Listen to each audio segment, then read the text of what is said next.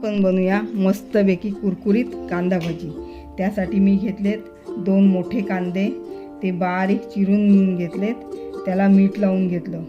कांद्याला मीठ लावलं की त्याला पाणी सुटतं, मग नंतर आपल्याला पाणी घालायची गरज पडत नाही। 10 मिनटं ठेवून नंतर त्यात ओवा घातला, क्रॅश करून धने घातले, थोडे हिरवी मिरची घातली मी, तुम्हाला हवी असेल तर घाला, ती ऑप्शनल आहे।